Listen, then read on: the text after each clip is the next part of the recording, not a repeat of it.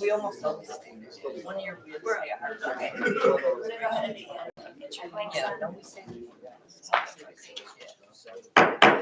In accordance with Section 5 of the Open Public Meetings Act, Chapter 231, Public Law 1975, be advised that a notice of this meeting was made by posting on the bulletin board, Town Hall, and mailing to the officially designated newspapers a list of the meeting dates annually, indicating that this meeting would take place at the Town Hall at 7:30 p.m. on Wednesday, December 20th, 2023. Corey Diller. Here. Allison Campfield. Here. Michael Cohen. Here. Deborah Nevis. Here. Sujatha Shah. Srini Vijay. Here. David Cosgrove. Here. Michael Zion. Here. Gaston Halkert. Here. Beth Stoll. Here. Welcome to our final meeting of 2023. The first order of business is approval of minutes of December 6th, 2023. Eileen, you circulated them I did. yesterday. Yes. Did anybody have comments or corrections on the December 6th? Just on page 20, line 846, that last line, at that time, the public will also be allowed to review the draft and try and read that. I'm going to remove that line because in the previous, I did indicate that the public would have an opportunity to look at. I think it's. Is that regarding the open, So it's on the website, yeah, for the public, yeah. great, the open space element? Okay, good, thanks for that correction. Okay, with that, I move to approve the minutes of December 6th. Do you have a second? Deborah, second. All in favor? Aye. Opposed? No, okay, minutes of 12:06 are approved. Sorry, Srini, could I ask you to turn your mic on just in case? Yeah, great. Okay, we're gonna move to our one application for the evening, application 23006, Buffer Holdings for minor site plan and variance relief. Good evening. Good evening, Madam Chair. Benjamin Wine of Prime and Tuvel on behalf of the applicant Bufford Holdings. First of all, I'm looking forward to being your last application of the year, and it's a pleasure to be before you. I don't think I've had the opportunity before in the past. Are you hearing a reverberation when I I'm speak? hearing it as well. Okay. I don't know. Maybe just we can move it back.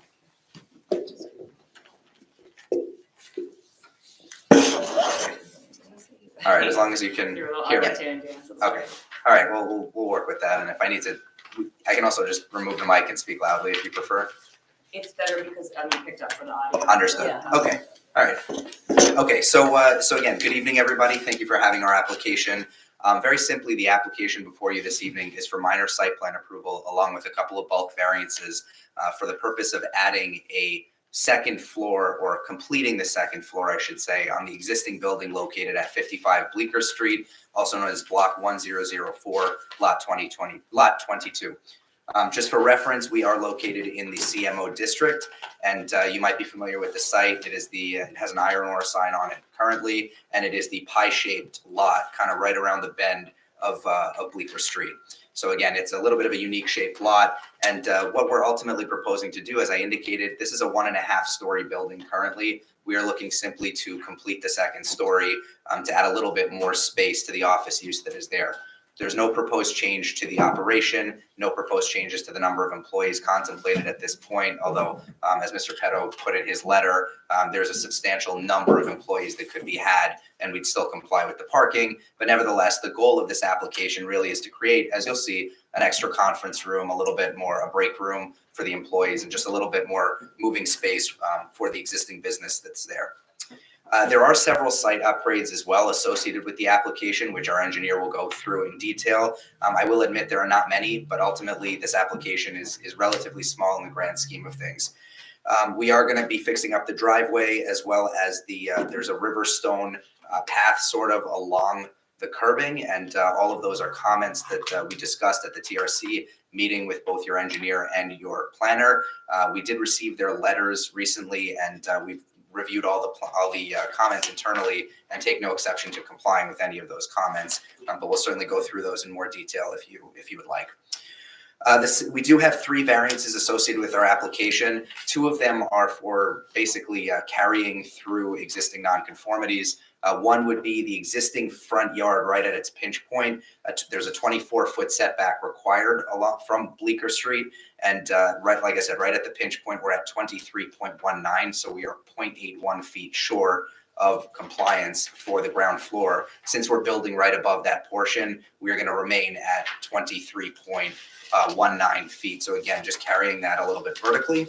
We also currently do not have a loading zone, and we're not proposing a loading zone. As I indicated, there's no real proposed change to the operation. So again, we're happy to go through in greater detail, but those would be what I would call carrying through our existing non-conforming conditions. And then we also noticed actually, and I don't believe this came up in any of the review letters or throughout the TRC process, but as we were going through our final review earlier today, we did pick up that your ordinance may have a wall sign height requirement with which we might not comply. It is a little bit vague, to be quite honest, but to be conservative, we would like to discuss that here this evening. We'll show you the signage. The signage is as it's shown on the plans, and we believe we'll be able to justify that relief. But again, I wanted to put it out into the record so that we don't have any issues later should the application hopefully be approved. And that would be, again, you'll hear about that in detail. So really, that's the substance of our application. Unless you have any preliminary questions for me, I'm happy to proceed. I have two witnesses this evening. One would be Avelino Martinez, who is our project architect, and he'll go first and walk through the building conditions and what we're proposing in terms of the addition. And then we'll have our site civil engineer / professional planner, Rich Keller, who will walk through, again, the site improvements I mentioned, as well as the planning justifications for the areas of relief. So again, unless there's any questions of me, I'm happy to proceed.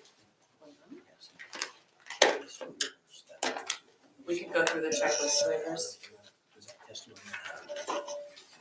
Sure, we will begin with the checklist waivers. That's fine if we tend to do. So I don't know if you were wanting to give us a testimony to those and have somebody sworn in, or if you were going to handle that. If bear with me, I'll just. We usually like to, just get those out of the way. Thanks.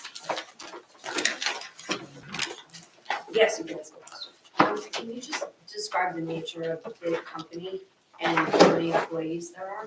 Sure, it is a development company predominantly, and this is the office component, that real estate development company. There are 5 employees at max shift, I would say. I believe there may be some part-time, but I did discuss with my client, at no point are there more than 5 people on the premises at any given point. If you've been by the site at all recently, you'll see it's a parking lot with really very few cars in there currently. And like I said, there's no proposed changes to their operation. This is just a little bit more breathing room within the Just space. to clarify on that, because he can't testify to those facts. That's where you're going? That's what I was going. Okay. Just, right, is there somebody available to answer that question of hers on the record? If you'd like it, Okay. I believe So my we can- client's here, Is it okay but if we do the Yes, that's checklist waivers, Sure. and then maybe we can do, so I might ask for a third witness if that's okay. okay, Or no a problem. witness can speak to the operation. No problem. Thank you. All right, so, Before we get to that, one Yes, question, I just on the suppose you can. application. Maybe. It's 19, question 19, has there been any previous appeal request or application made? And it said request submitted. Do we have any updates on that? Have there been any?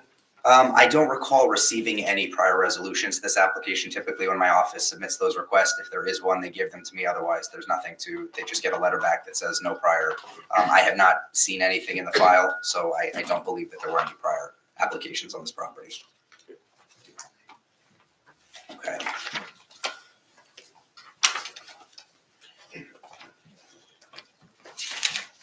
So is this first one is proof of service? Do we want to go through the Right here. Yeah, so if I, check this on like the 4th page? No, there's 2 variants, that's not the waiver.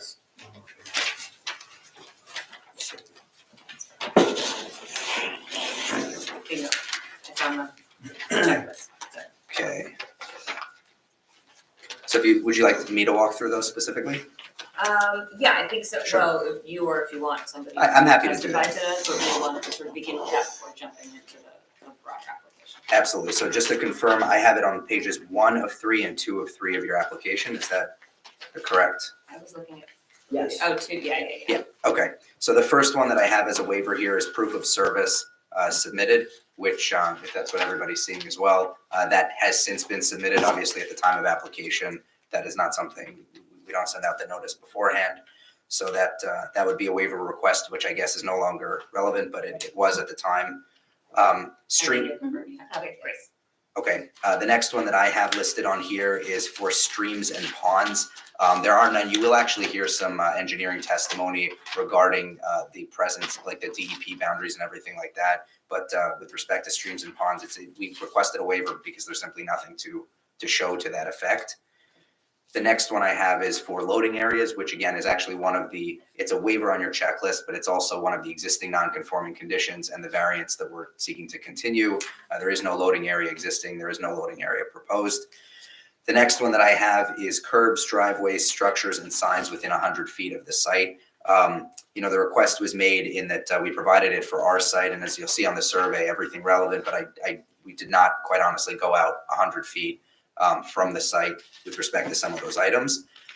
Same thing with the acceleration, deceleration lane. That's actually different. That's not really relevant to the site. Those don't really exist on Bleecker Street in that area.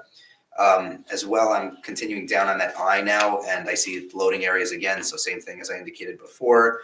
Then we have the light standards, fixture types, height, intensity, angle, and direction. So we did not prepare a comprehensive lighting plan to that effect. Again, most of the building is existing. There's no real change to the site, but I think that might be one you will want testimony on from our project professionals as we go through. So I'll certainly make sure that they touch on that in a little bit more detail. Cross sections as well. We're not really proposing much by way of site improvements, and the building elevations speak to themselves. So, it would be a waiver request in that there's no real cross sections to show, no profiles, anything like that. And that covers the next one as well. Now I'm moving along to page 3 of 3. So I'm at building plans C. Is the minor site plan? So are these required? No, that's what I was Okay. just looking, the ones with the asterisks are not required for minor. Oh, anything with an asterisk, okay, so. Got it. Okay, so then in that case, you might not even need testimony on the light standards and Yeah. everything, so that's fine. So now I'm going to building plan C, number of dwellings. Again, this is not a residential application, so that's simply not applicable. B has an asterisk beside it, so would not be applicable. Buffer areas, it's just not something that's applicable in this particular zone to this particular project. So again, out of abundance of caution, we requested a waiver, but the requirement just simply doesn't exist. D, E, and F I have as asterisks, so we can skip those if that's all right. Same thing with H as well. Then as I move down to the facilities plan, A and C both have asterisks.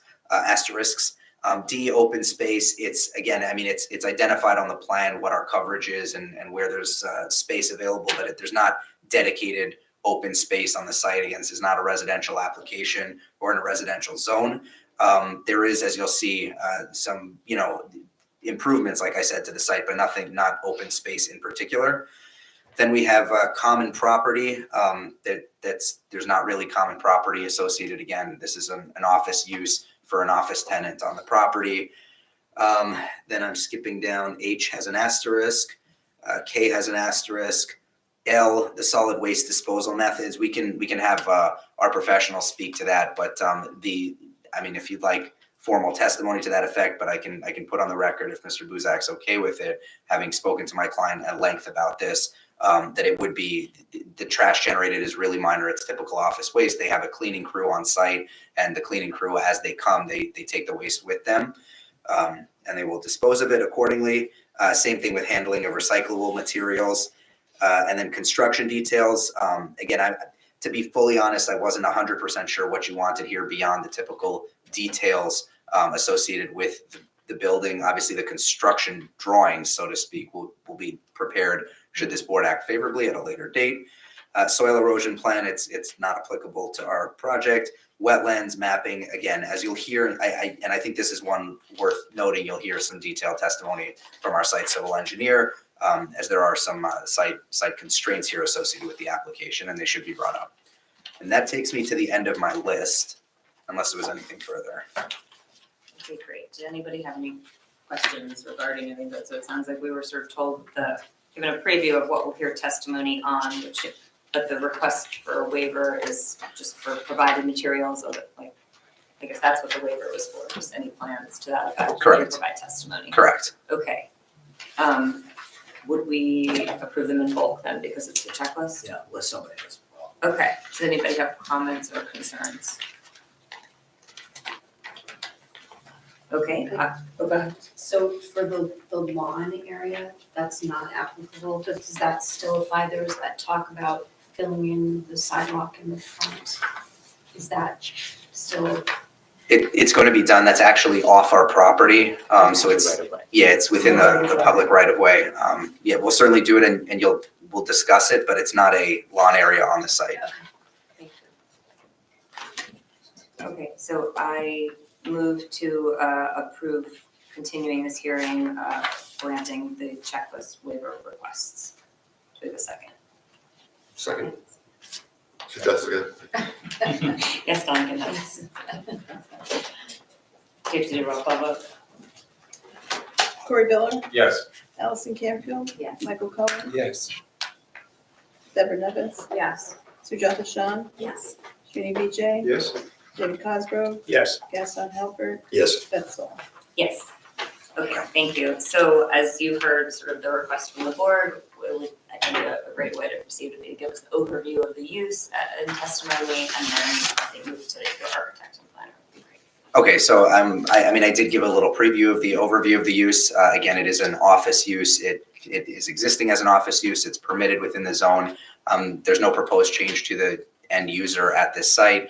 One of the things that we did talk about is what happens if a future tenant were to come in, and that might impact, parking or anything like that. And obviously, that would be something that would be subject to, first off, the zoning officer's review and potentially this board's review if it ultimately was so determined. But as it stands, this tenant has been operating there for a significant amount of time. They will continue to operate there. No changes to the delivery schedule, the hours of operation, the number of employees, trash, anything of that nature. This is all, like I said, it's filling out the second floor over the existing first floor simply to be able to have just a little bit more breathing room for the tenant that's in there.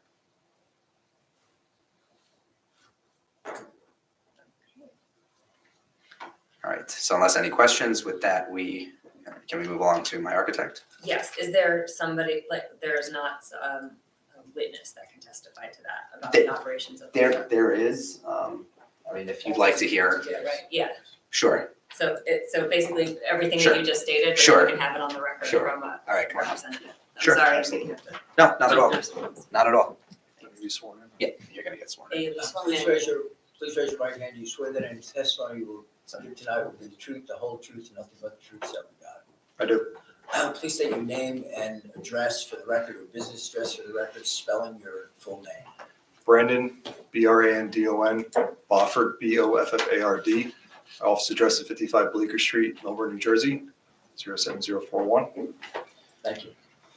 All right, so Brandon, you heard my testimony, but to the board's credit, they'd like to hear in a little bit more detail. So if you can just provide them with the testimony with respect to, first off, how many employees are on the site currently and how many will be proposed? Sure. We're a small, Can we just get his involvement with the company? we can do- before certainly. We get to that. That's a fair point. So if you can give the board the benefit of your position with the company in question. sure, our company's Ironore Properties, and I'm a principal in the company. Okay, and is it fair to say that you oversee, I'm not going to say operations, but the day-to-day at this particular facility? Yes, Okay, and how long have you been with the company? approximately 6 years. Okay, so with that, I would respectfully request that Mr. Bofford is eligible to speak, obviously as a fact witness, but about the operations of the site. Thank you. Thank Yeah, you. we're a small 5-person real estate investment development company. We do mixed use and multifamily and some commercial properties around northern New Jersey, Union County, Essex County, primarily, some in Hudson County. And we started the company about 6 years ago. This was our home base from the beginning, and we're planning to stay here for the long term, and that's why we're suggesting some improvements to the property to make it viable for that and for the growth of our company. Great, so there's 5 people, and then can you sort of describe like the daily hours of operation, just sort of a general overview of how the building is used? Sure, it's used as pretty much conventional office space, so people come in anytime from 8 a.m. to stay till 6 to 8 p.m. depending on what's going on. We're managing projects all over the place. So, it's kind of rare that we're all in the building at the same time, and for long periods of time. So there's, maybe 3 out of the 5 of us at any given time, but maximum, 5. And Okay. that's essentially. And Brandon, as I indicated before, in terms of trash, you have a cleaning company that comes to the site, and they would take away standard office waste, recyclables, and trash with them as they leave. Is that correct? Yes. And in terms of deliveries, what types of deliveries do you currently get, and what are you proposed to get? Just traditional office deliveries. We get FedEx, UPS. I think we get our water cooler service delivered maybe once a month. That's about it. Okay, and that would not change given if the board were to approve the expansion here this evening. You mentioned you're doing part of the expansion is a conference room. So do you have meetings with clients? How often and what are the size of those meetings? Yeah, so we have a conference room now. It's just we're trying to reorient it. So we have a couple more individual private offices, and then we're relocating the conference room upstairs. But essentially, our meetings are with trade reps. I mean, we do some in-house in development. We started that portion of our company about 2 years ago. So we'll meet with subcontractors. We'll meet with different lighting professionals, interior designers. So those type of meetings. Any other questions? I do have a question. I drove by today and there's a dumpster in the parking lot. What is that used for? Yeah, I mean that is our trash removal. We're not planning on continuing that use long term. It kind of predated our tenant that was previously at the property. He's no longer with us. It was a law firm upstairs. We've continued the service, but we're going to discontinue it so we can maximize parking and be in conformance with this application. How many floors? You said law firm upstairs. I thought this was you were heading into the second level. So there's actually 2 floors right now this existing. will be the third level. No, we're essentially right now it's maybe half or a third of the footprint upstairs is currently built out, Okay. and the rest of it just open So you're temporary filling it out. surface. Okay. The west side of the building is 3 stories though. You just said 2 stories, it's 3 stories on the west side. If you count, so the building's a odd configuration because there is a small basement office on the there is a small basement office. I don't necessarily it's at grade with where our parking is, so I don't necessarily consider that first floor or not. So it's kind of subjective how you look at it. Thank you. Does that cover the full footprint or just a portion of the footprint? The basement space, just a portion. And this dumpster, is that serviced with a trash company that picks it up? Or because the testimony was that the cleaning people come in, they clean, they take the trash with them. Yeah, Do it's they then deposit it in the dumpster, or do they take it with them and deposit it somewhere else? It's a hybrid because the tenant upstairs recently moved out, so we're kind of in a transitional period. So our trash was taken out of there, and now the dumpsters remain. So I think it's a mix of like the bulk trash that sometimes goes in there, gets picked up once a week from a private hauler, and the small our typical office trash gets taken out by our cleaning company. And do you make the arrangements with the private hauler, your company? Currently, yeah. Thank you. Okay, now we open it up to questions from the public that might have a question for you. Sure.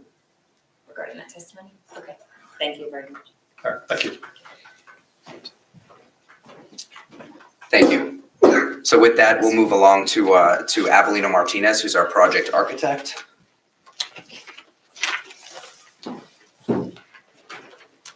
And if he's going to be presenting using a board, would you like me to give him the microphone, or is that? Yes, and Okay. we'll, once We should be able to pick you them think up. we can pick it up? Okay. Yeah. Then we'll have it stand, we'll swear him in, and then we'll talk about how we like to label them. Perfect. Everything fun. That's great. So please raise your right hand. Do you swear that any testimony you will give tonight will be the truth, the whole truth, and nothing but the truth, so help you God? I do. Can you please state your name and business address for the record, spelling your full name? Sure. Avelino Martinez. First name is Avelino. Last name Martinez, Martinez, with Blackbird Group Architects, with a corporate address of 190 Avenue L in Newark, New Jersey. Okay. And Avelino, may I qualify, Mr. Martinez? Okay, so Avelino, if you can go ahead and give the board and the public the benefit of your your educational background and professional credentials in the field of architecture. Sure. So I hold a bachelor's degree in architecture. I am a licensed architect in the state of New Jersey, as well as a number of other states with a license in good standing. I have not testified before this board, but I appear regularly before boards of jurisdiction throughout the state of New Jersey and have been accepted in the past.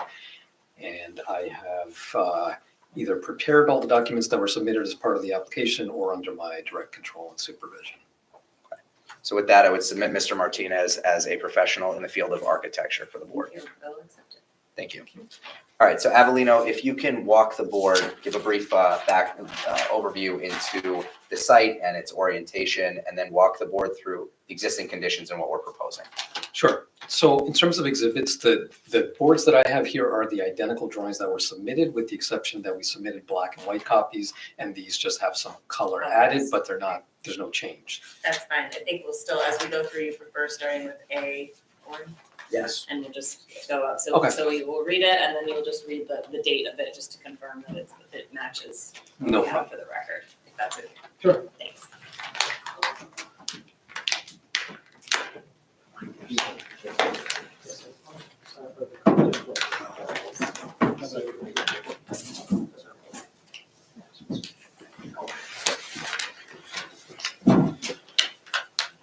All right, so Avelino, if you can please identify the exhibit. Sure. So the first exhibit is an aerial photograph prepared by Casey and Keller. It's entitled Aerial Photo 1, undated. I think there's a capture date just below. There's a capture date, yes, September 14th of 23. Sorry. Would you like me to mark We'll that? do that A1. Yeah, A1. Okay, so. You can write on it or however you. Oh, you got it. Fancy sticky note system.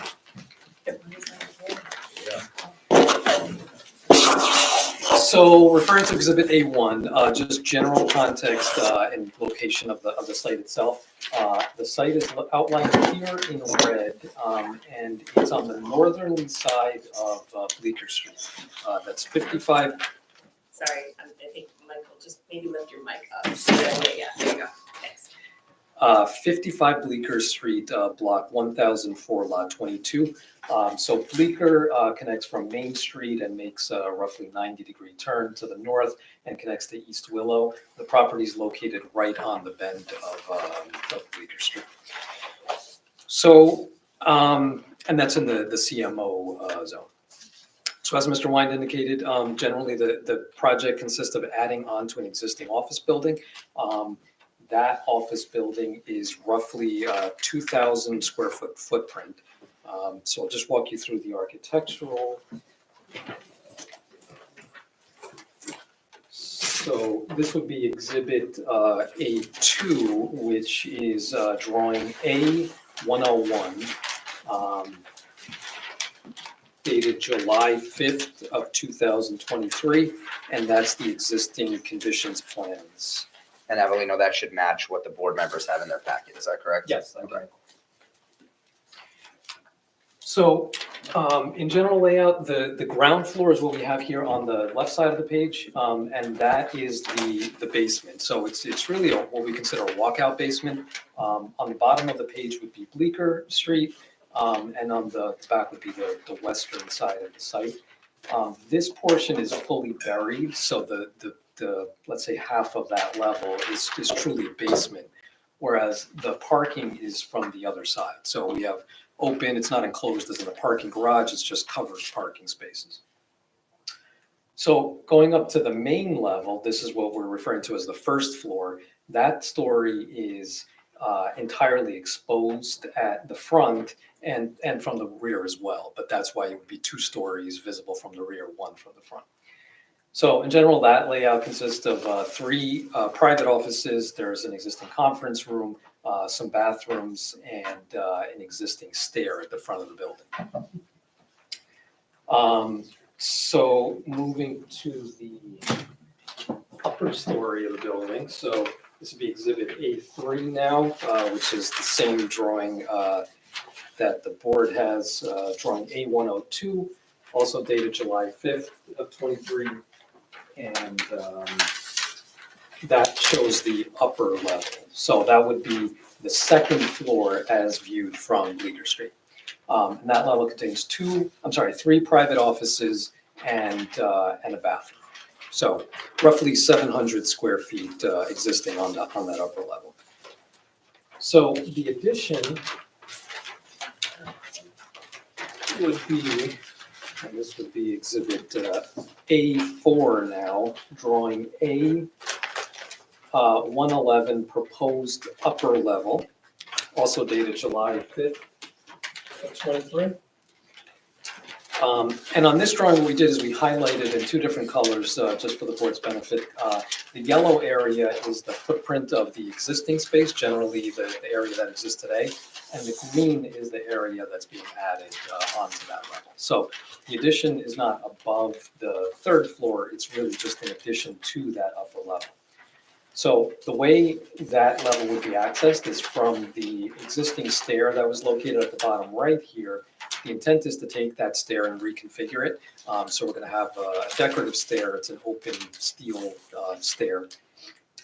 And that would have a glass curtain wall, two-story glass curtain wall, to utilize that as a design feature.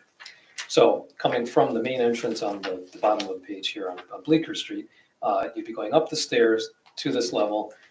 And then we have three private offices, an open workspace, a conference room, and two bathrooms, a break room, and some print file spaces, supplies, general office, back of house, if you will. So in total, that level will be a 1,623 square feet. So there's a net increase of roughly 912 square feet additional. In addition to it, we have a stair on the right side of the building. And in reality, what drives this is that once we put an addition onto the building on this level, the building code requires that we now have two exits from that level. And then in order to locate those exits, they have to be separated a certain distance, which is depending on whether the building is sprinkled or not. In this case, it would be 1/2 the diagonal distance. So in essence, what the building code is requiring is that we have one exit, which is at the stair here at the bottom right. We would need a second exit located towards the rear and diagonally on the opposite end. So we have doors on the back on this side here, which connect across through an exterior egress balcony and then back across to a stair. That stair would take us down to the lower level and exiting down a grade, and that's shown here. So in general, the addition itself is the area in green, the stair on the right side, and then reconfiguring the spaces within there. On the story below, there's really no change planned. All of that layout remains the same. The only difference is we are planning to reconfigure that stair in that section here. So moving to the exterior.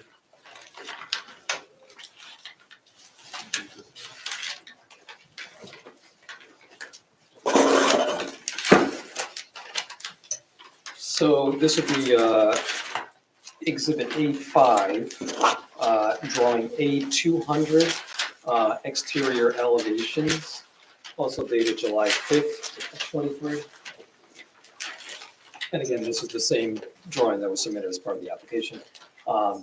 So these are the exterior views. So the easterly elevation shown here at the top right of the building is effectively the front. And here you can start to see the differences in grade. So we have a 2 stories building here. And then if we look at the bottom right side here, this would be the left side elevation. So on the right end would be the front of the building. And you can see that the grade tapers off. So that's where we have the 3 stories on the rear, but 2 on the front. So in general, the intent is this portion here, this rectangle is effectively the addition that's being added to the front. The general mass currently exists. The difference is this area here will be that glass curtain wall with a stair behind that area. The entry remains the same. And then we have the addition on this area here. the building as it exists today, and I know our civil expert has some photos that can illustrate that a little bit better, is currently all a brown brick material. So the intent is to clad that with more of a modern finish. So we have a panel system, which is a combination of 3 different colors, and I'll show you an exterior view of what that looks like, and then some signage that's being added at the top left of the building. So lastly, Exhibit A6 would be an exterior perspective drawing of the building, untitled and undated, but it's. And to be clear, Avelino, this has not been previously submitted to the board, is This that has correct? not been submitted, This correct. is truly a new exhibit. Yes. So Exhibit A6 would be an exterior perspective view, viewing the building from Bleecker Street and slightly to the south. And here you can see were the 3 different proposed colors. So all of this is a panel material. Hasn't been determined whether it's a fiber cement panel or an aluminum composite panel, but it will be a finished panel in 3 colors. So we have a white color, which covers these areas here. We have the gray, and then we have this dark orange color on this area. And then you can see our curtain wall would be this area here, a 2-story space. So in terms of signage, as Mr. Wine mentioned, we do have what we believe to be a variance, and primarily that's due to the height of the signage. As we understand it, the ordinance limits the height of a wall graphic to 2 feet. The combination of both the logo and the wording of the corporate logo comes to a height of 5 feet 8 inches. So that's why we believe there's a variance. By way of area, we're permitted 10% of the total signable wall, which we've calculated to be 773 square feet. So in reality, the total of our signage would be slightly over 1%, whereas we're permitted 10%. But that would be the nature of the variance for signage. Now, in our opinion, we are using that as a design element in an otherwise blank facade, so we're using that as sort of an accent feature, and we believe that the size of it is appropriate given the location and distance from 55 located above the door. We did that on the signage table as a sign, but I'm not sure if it's really regulated as a sign or premise identification, so. Yeah, if a member is required, then. It's not a sign, okay. So by way of height, we are permitted 30 feet. The proposed height is 29.91 feet. So we are conforming, and in reality, we're not increasing it from what it is today. We're really infilling a portion on the story that currently exists. And you can confirm how that 29 is calculated? It is calculated to average grade, and our civil expert has that calculation, so he could probably speak to that better. And I believe that sums up the majority of my. Yeah, Avelino, I just have one follow-up question. I know we didn't prepare a roof plan, but just to confirm, you will ultimately be proposing a flat roof with a hatch for access as needed? That's correct. It's a flat roof, and by way of mechanical equipment, we also the systems haven't been fully engineered at this point, but the intent is that they wouldn't be rooftop units or any mechanical equipment mounted on the roof, so we don't expect needing to screen anything because it wouldn't be there. So there would be no bulkhead on top of the That's level that correct. you see? Okay, understood. All right, well, Madam Chair, that would conclude my direct examination of Mr. Martinez at this point. Does the board have questions for Mr. Martinez? Can you talk more about this balcony in the back? Sure. And the proposed use, because it looks like more than just an egress space in the design. Yeah, it looks, so I'm just wondering, I mean, it's termed an open air courtyard and egress balcony, and we do have some ordinances about that, so I wasn't sure if you were kind of able to talk a little bit more about that.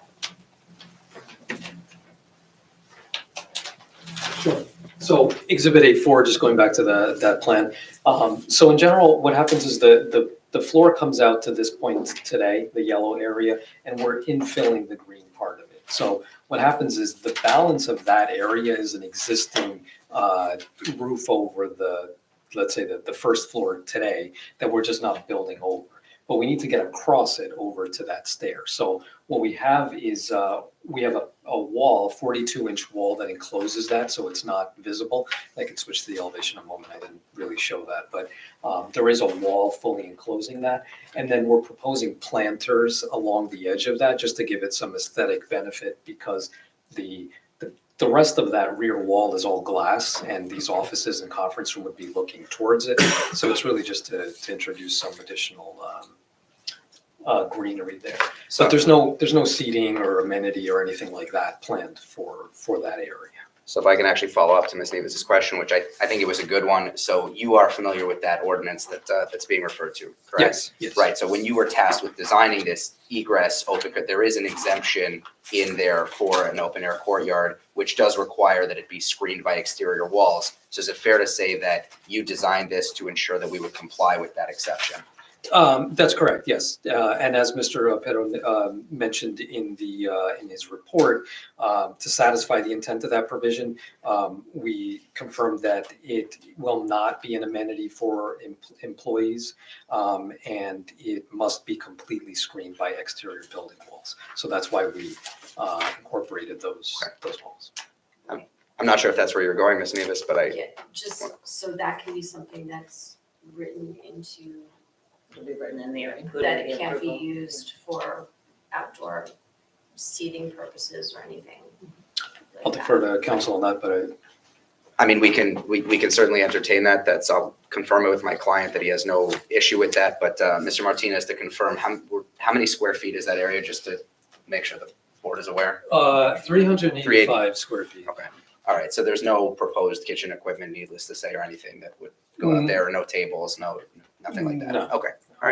So length and width is. Dimensions, length and width. So I don't have exact dimension. We're 10 feet 8 inches from the furthest point here to the edge, and then it will only get narrower than that. And in terms of length, we have 49. I'd say we're roughly 30 feet in the other direction. So 35. Thank you. I have a question. And again, the back wall, what is the height of the back wall? 42 inches. 42 inches measured from the walking surface. What is the difference between green space roof versus balcony? I'm sorry. It was a roof, right? It is the existing roof of the first floor. Uh-huh. So wouldn't this be more of a green space with the wall, not a balcony? For definition purposes, By green space, like roof, green space, like roof. So in other words, you've got plantings and stuff like that. So it's not for recreation, it's basically. I think I follow. It's not a true green roof, so to speak, Correct. but there will be greenery. Yes, exactly. So Okay. this is not a green roof. This is really, the primary function was intended for egress purposes. We're adding planters on it, but they're movable planters. They're not, But I think through the lingo of balcony is what's confusing. I see. Can I ask a question? I realize there's an ordinance to this, but what is the concern here about using it for, not an amenity as in creating a kitchen, but just outdoors? I mean, I'll defer, our planner can speak to it in a little bit more detail. Certainly, I would think your board may be able to answer behind intent. But my understanding from reading the ordinance is it does talk about preservation of the residential character of the township. This is obviously not a residential neighborhood, so I'm just a lowly attorney, but I would read, this ordinance to suggest what they're looking to avoid is amenity space that might potentially create impacts to neighbors. But again, our planner can speak to it in a little bit more detail if you'd like. Thank you. Any other questions? All right, What is the material for the roof on which one would walk for this egress? So it hasn't been determined yet, but I would imagine it's gonna be like a wood paver. So it's basically wood decking. It'll allow the water to go underneath it, but it's a walkable surface, so it'd be like a wood. And will the entire surface, the entire 385 square feet be covered? Yes, it would have the same finish. And how is that accessed, or where is it accessed from on that second floor? So there's a door here in the middle of the space, and there's a door proposed on the end of the space there. And you said, if I understood you correctly, that will be used also, it'll be used for egress purposes, is that correct? That's correct. All right, so where does one walk and, So if I were, let's say in this office here on the bottom left, again, for the record, Exhibit A4, be walking out towards this area, out through the door on the top of the page, across, and then over to the stair, and then from that stair down to the grade level. and that stair is an exterior stair? That is an exterior stair, new, that's proposed, that's part of this application. Will that side of the floor have that 42-inch Wall, Wall. so the wall wraps around up until the stair so that you could walk through, but it will be fully enclosed up to the stair. So And- two sides. And what prevents that from being utilized as a balcony, as putting tables out there, having people in the summer have lunch out there? I'm not sure how we. I mean, I think the size is finite, so there's certainly, you can't run the risk of, having 30 people up there, just given you have 385 square feet. The other thing, I mean, we're certainly open to, I think a condition was mentioned, that's something that can be done. But aside from that as well, it's, I do think that, as you heard testimony, nevertheless, we do fall under that. It's been created as an interior courtyard, an open air courtyard, specifically to avoid running afoul of the ordinance preventing roof decks. So it's been designed to accommodate that exception. So in your view, the 42-inch wall is sufficient to enclose it, so to speak? I mean, it's I'm sorry, not in your. right. I'm talking to you, and I should be asking the architect that, so let me direct that question Sure. to the architect. In my opinion is it does meet the intent. I mean, I think what's important to remember is that it's not a space we're creating, it's a space that exists. All we're doing is we're adding on to the building up until that point. So it's not like we're building a balcony or a roof deck, which would be, of course, on the roof of the building. It's really just extending the building to the extent that the applicant needs it for their space and meeting the building code requirements for egress purposes. That's really the primary reason it's even here. Can you speak to ADA accessibility and elevator?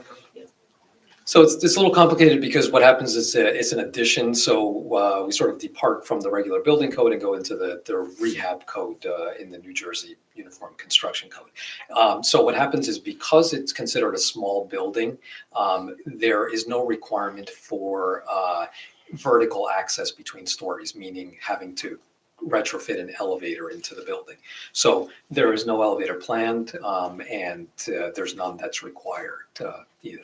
Now, with that said, the code does require that when we build bathrooms and things like that, we still maintain the same clearances, we provide grab bars, we design them in an accessible manner, which we do. It just doesn't have an elevator to get to that story. Can you talk to the location of the HVAC as well as in contemplating a generator? So in terms of the systems, they haven't been engineered yet, so we don't know exactly the fine detail of it, but the intent is that it would be similar to a residential system where you have an outdoor condensing unit and located somewhere at grade. So it wouldn't be on the roof, or if it were, we would screen it, but the intent is not to locate it on the roof. In terms of a generator, there is no generator planned at this time. Several questions, actually. As far as the screening goes around the property, I know there's some trees, I don't know if they're arborvitae or whatever they are, floor trees. Are those going to remain? Or will Will that staircase now be open to the neighbors? If you don't mind, I'd defer that to the civil expert. We can, Yeah. we can Yeah. cover that Yeah, during we'll- the testimony. We'll get there. Second question, the owner, I guess he described operations from, whatever, was it, 8 till 6 or 8. There's a shower in the men's restroom. What is that intended for? So, from an architectural perspective, I'm not sure I have a good answer for it, but I'm sure he could speak to it, but I imagine it's something to the extent of if you work out in the morning and shower before work or something to that. That's what I've seen in other projects, but in terms of anything more than that, no, he's saying that's it. So. Thank you. Other question? Yeah, those of us that are extremely fit understand this. Go ahead. Would the applicant be willing to accept a condition that balcony area, for lack of a better word, not be utilized for any purpose other than to egress the building down that stairwell? I mean, I'll speak to my client before Yeah, I stipulate to that's anything. fine. But again, I do want to put out there that the design elements and the design feature was so to avoid it being considered a roof deck at all. I just have to say, I hope having worked in the office for 37 years, people like to go out and sit in the springtime and sit on chairs. I just think it's a little bit unreasonable for us to say, oh, these people can't go out and sit on chairs. That's just my take. Appreciate that. I think you were just looking for a way to allow the board to comply with the zoning, but that's a great point. Yeah. Other questions? Graham? Just two questions regarding the signage. I just had a couple of notes and clarifications. So the first is, you indicated you'll need relief for the height, the proposed height of the wall graphic sign, is that correct? Is that the only? I believe so, yes, 2 feet on your Okay. wall graph. And just for the board's reference, that's section 609.10 subsection A is the height of the wall graphic sign. One other question I just wanted to have addressed regarding the signage is 609.10 D4G, which reads that wall graphics may not extend above the second floor line nor above the roof line of the building to which the graphic is attached. So I just wanted to ask whether the plan is presented would be compliant or would require relief from that section as well. So I apologize, I interpreted that as above the second floor, meaning like at the third floor level. Is that what it means, or does it mean above the floor of the second floor? It's the floor level, yeah, the floor line. the second floor. So we would need relief from that as well. Okay, thank you. I just wanted to clarify that. That's fair. And then just for the benefit of the board, building numbering signage is permitted pursuant to its completely separate section. It's 15-5, and it's a health safety code that permits the numbering of the building. And they just stipulate a minimum size of 4 inches for the numbering height. There is no maximum size. So that, right, the 55. So the that was 55 on is the doorway. totally Okay, separate. thank you. Sure. That must leave the fire marshal into that. Yes. So in theory, you could have a number that's like 16 feet tall, but a sign limit that's. I have seen it happen, actually. Do we have questions from the public for the architect? Okay, thank you. Thank you.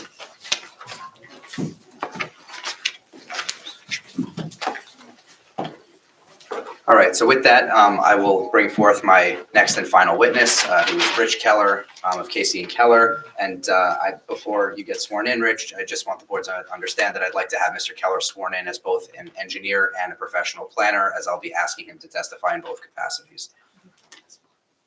Mr. Keller, please raise your right hand. You swear that any testimony you will give tonight will be the truth, the whole truth, and nothing but the truth, so help you God. Yes, I do. Please state your name and business address for the record, spelling your full name. Richard Keller, Richard, Keller, Keller. My business address is 258 Main Street here in Millburn, New Jersey. Thank you, sir. And Mr. Keller, if you can go ahead and give the board the benefit of your educational and professional credentials, both in the fields of engineering and planning. Yes, I am a licensed professional engineer and planner in the state of New Jersey. I have a Bachelor of Science in Civil Engineering with a concentration in Water Resources and Environmental Engineering. I also hold a Master's in Architecture with a concentration in Urban Planning and Design, and that's from the New Jersey Institute of Technology, where I was also an adjunct professor for approximately 11 years in both graduate and undergraduate divisions. I have been before this board, the planning board, approximately 110 boards throughout the state of New Jersey. I've also just recently ended a 3-year tenure as the Board of Adjustment and Planning Board engineer for Long Hill Township. And I've also provided planning services to the Board of Adjustment in the Borough of Caldwell, as well as engineering services in South Orange Village. My licenses are in good effect. It's been a while since I've been before this board. It's nice to see you again. And so I would submit Mr. Keller as an expert in the fields of engineering and professional planning. Yeah, let's go. Thank you. Can you confirm with PE, AICP, and PP? No, I'm not an AICP. I'm just CP. PP and PP. Yep. Thank you, we will accept you. Welcome back. Well, my partner keeps asking me to go get the AICP. I feel I'll retire before I need it. So, Rich, what I'm going to ask you to do is kind of, I'll say, bifurcate your testimony. If you can start putting on your engineering hat and walking the board through, again, the existing conditions. And I know there are not a lot of proposed site improvements, but nevertheless, if you can walk through them. And then when we've concluded that element of your testimony, we can switch into the planning. Absolutely.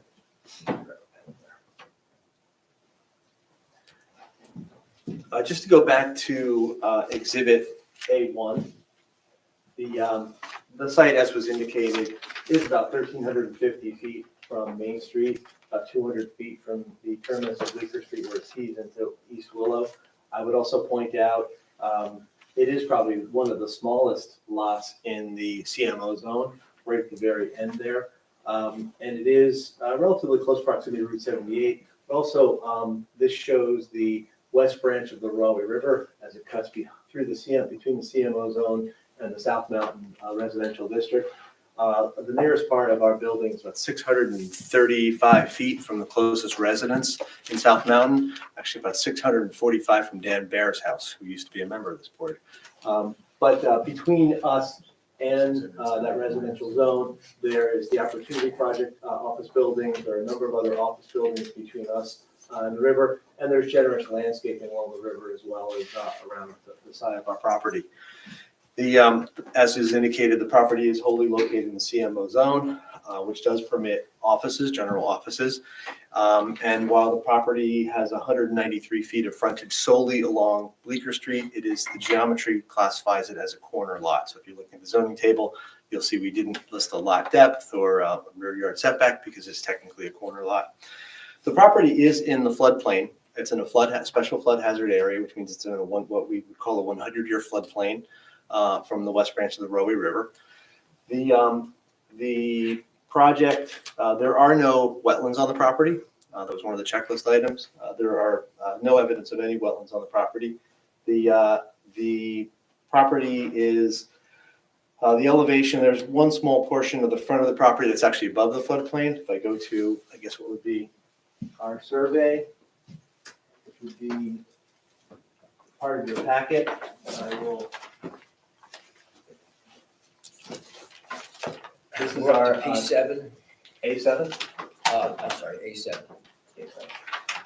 This is Title and Topographic Survey, 55 Bleecker Street, and it is dated 3/14/2022. And the property is this wedge-shaped or pie-shaped piece of property. There is a sloped area in the front, partially some steep slopes. That's the only area of the site ringed by the blue line in your plan that is actually above the current flood elevation. So most of the property, including all of the back and underside of the building, is in the floodplain, and we are under the restrictions set forth in the New Jersey DEP Flood Hazard Control Act rules. I will say everything we're doing here is completely compliant. We do not need any permits, and that is one of the reasons why we can't do an external enclosed stair tower on the outside of the building, because that would violate DEP rules. We have to keep that open. So this is under their jurisdiction, but it's fully compliant with all those regulations. The property also has some existing drainage easements on it, which are come through the property. There's a number of drainage pipes that run throughout the property to get water to the river from some of the commercial districts. But we're not making any changes to the property on the outside. Just as indicated, I guess this will be our A8. As Evelyn indicated, we did bring some site photos.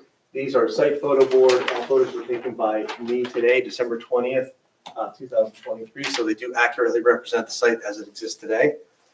The first photo is looking at it up the driveway. So we're looking northeast from Bleecker Mr. Street. Keller, are the photos numbered? If not, just in your testimony, indicate where on A8 they are located. Yep. So we're looking at photograph number 1, which is a view of 55 Bleecker Street, looking northeast from the street. It's labeled, and you can see it's the unusual configuration where you have a cantilevered first floor that sticks over a partially exposed basement that allows parking underneath the building and onto 11 parking spaces in the back. If we go to photograph number 2, this is the view of the property in question, looking northwest from Bleecker Street, and you can see that there's a stair up to the first level where you've got one level, and there's a portion of the existing building that is the second level. You see off to the left, this is the portion of the one-story building that we're going to be adding over, which if you go back to the first photograph, it's right above the number 55. That's where we're going to be adding in the second floor. So it is pushed back from the street at that point. Photograph number 3, we've just spun around a little bit. We're coming counterclockwise around the site just to show there's generous landscaping. There are 2 trees that will be removed as a function of the application. There's the kind of gangly evergreen to the left, and there is I believe it's a river birch to the front that will be suffer some damage. We will, if this application is approved, we will completely comply with the tree replacement ordinance. That's required when we submit for a grading plan and construction permits. Photograph number 4, we're coming around just to get a better idea of how that parking works. You can see on photograph number 4, view of the lower level looking northeast from the driveway. And you can see we've got 4 parking spaces tucked in under the building, 1 on either side of the central bay. The central bay being what was originally a handicap space. I think that's a little ironic. We do have a handicap van accessible space, but the building itself does not need to be accessible, but the parking lot does need to be. So and then finally the photograph number 5 is you're looking in, you can see there's a stair under the building that goes up and emerges up onto the plaza level, so you can turn and go into the primary entrance of the building. There is a small office building and a small office space and mechanical space on the first floor, largely unused, at least in terms of the office space. The primary access is you would park in the back in either the 11 spots that face 33 Bleecker, or you would park in under the building and go up the stairs, come around into the first and second story. The second story, which will be infilled out and pushed to the back. So that's the nature of the site. It is technically a 2-story building that floats over an exposed basement. It does appear to have a 3-story appearance from the back. The addition will match the height of the existing building. We did do an average grade calculation. There's 2 parameters that dictate the height. One is that the building can't be higher than 30 feet from average grade, and at no point can the low point to the high point be more than 5 feet above that. So we can't, from the lowest point in the parking lot to the highest point of the roof, you can't be more than 35 feet. So we comply with both of those calculations. We provided that calculation to the zoning officer, and we also provided it to Graham's office for confirmation. So the existing building and proposed addition that's going to match that height will be fully conforming with the height requirements for the CMO zone. With regard to the existing development on the site, as Adelino indicated, it's a little hard to read. That's why I thought it was helpful to have the photographs. You have the first floor, which has the footprint with parking underneath it, and then you have the smaller 2-story portion in the front that we're going to infill in the back. The site does contain, that office building has about a 2,200 square foot footprint to all of the outside dimensions. The second floor contains about 626 square feet out of an 800 square foot footprint of offices now, which will be expanded. The parking is fully compliant. There are 11 spaces to the rear, 1 space on the left side of the building as you're looking from the parking lot, 1 parallel spot, and then 4 underneath, including the 1 handicap. So there are 17 spaces on the site. The site is completely compliant as it exists today with the bulk criteria of the development regulations and zoning ordinance, except for one, and that is the one front corner. Just at the front left corner of the property of the building. That if we go back to our photo 4, you can see the looking northeast from the driveway. That one corner sticks about 10 inches into the required 24-foot setback. So it's about maybe 12 and a half inches in one direction, and on the front it comes in about 14 inches. That little triangle, which is actually 0.68 square feet, so less than 1 square feet, actually pokes into the front setback. And basically, because it's on a perspective and that angle, I don't think you would ever see or understand that as you're driving by or walking by. You wouldn't know that you had a deviation there. So that is the only existing deviation. If we go to the proposed site plan.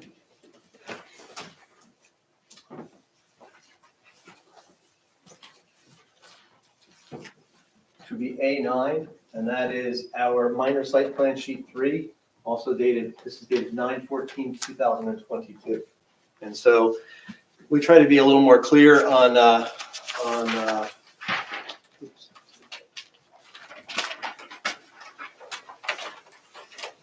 where the area of the addition is on the second floor, where that infill is.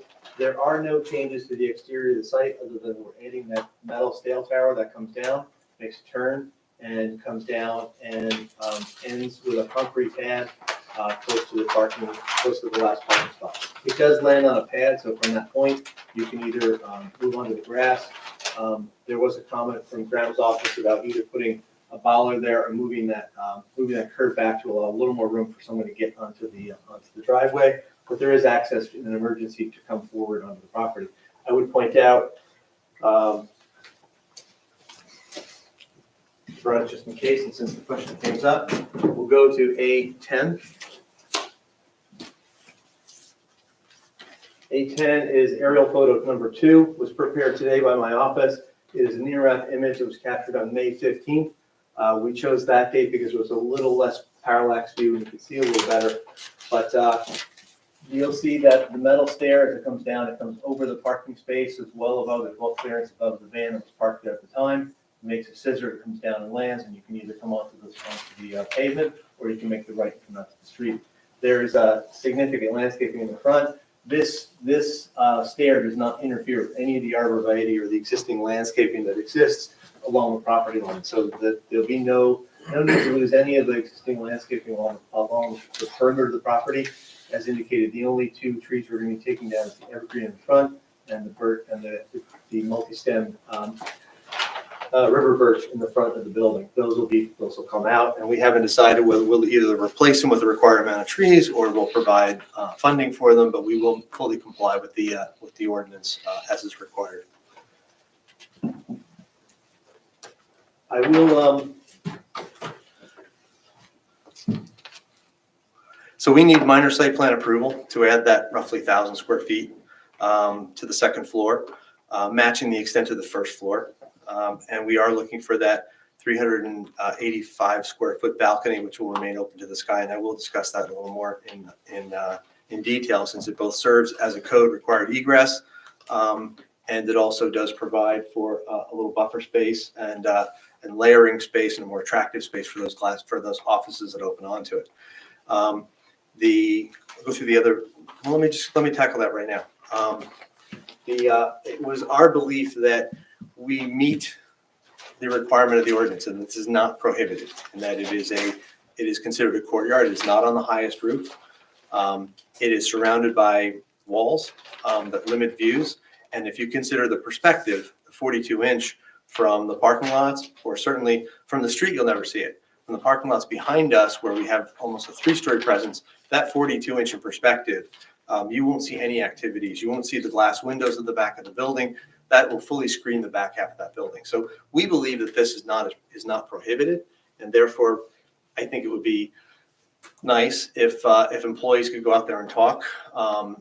We don't anticipate any furniture out there. It does need to be maintained as an egress space. So we need a clear means of egress, and that we would certainly stipulate to because the fire code requires that. So there will be clear access required at all times.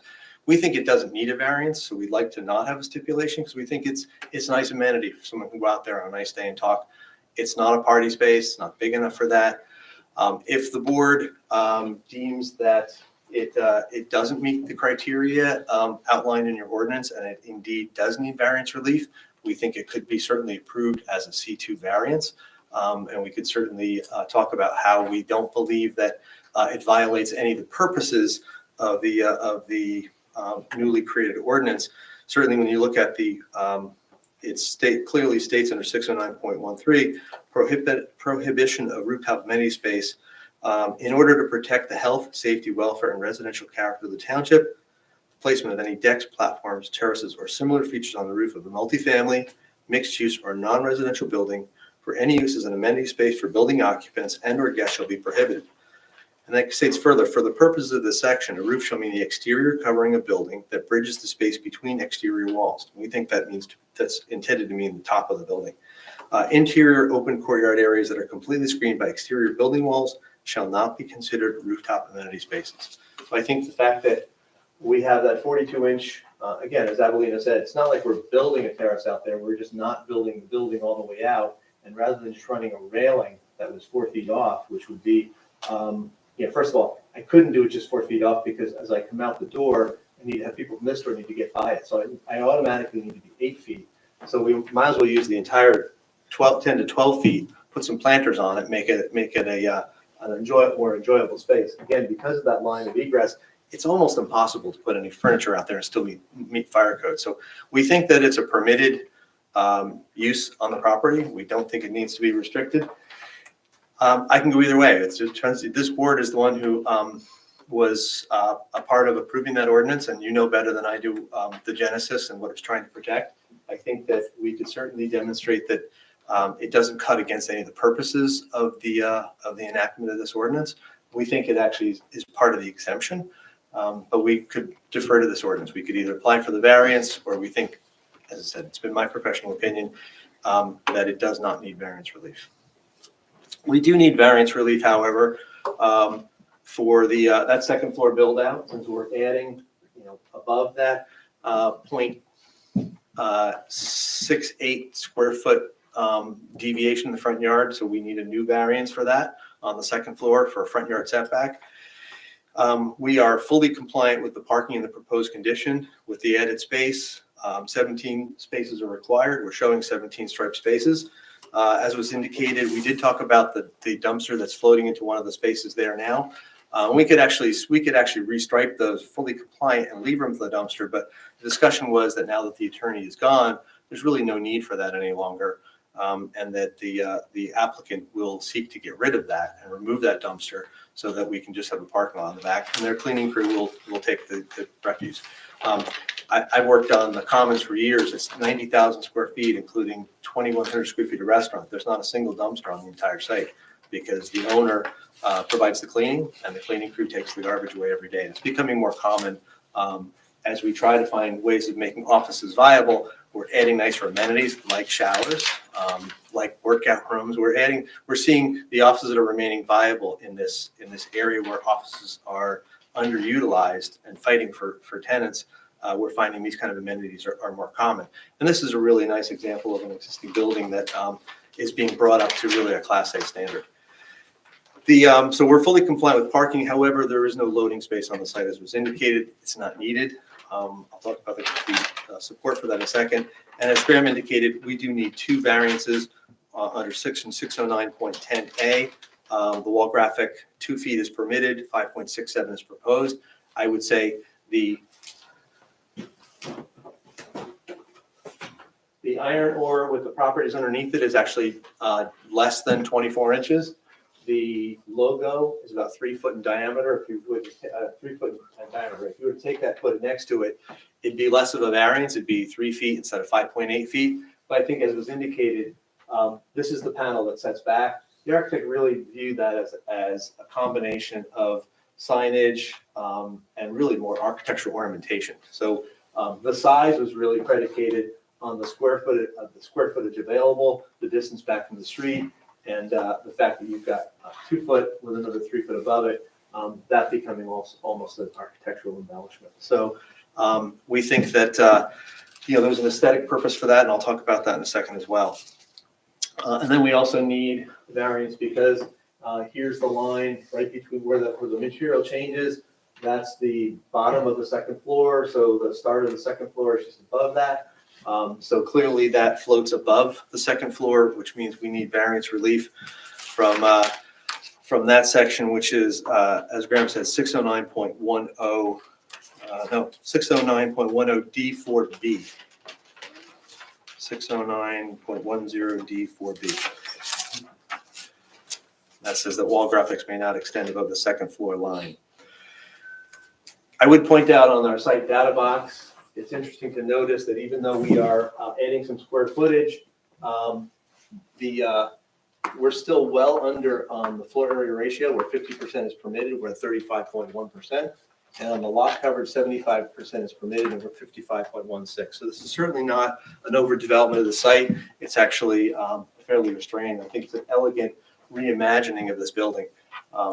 When I first went there, I was really jealous that I didn't buy this years ago. You say you buy the worst house on the block, you buy the worst office building in the lot. It had such potential, and I think that what's nice here is the Avellino has really shown the potential of this building to be a welcome addition to the community.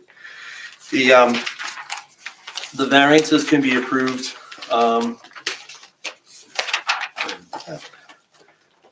I know Mr. Bruzak likes either C1 or C2, but I do have a little bit of a combo. I think I can't help myself on your last day here of the year. But at any rate, we think that the planning proofs for the front yard setback is clearly a C1, where the location and configuration of the lawfully existing building creates a hardship in adding on to that building without the need for variance relief.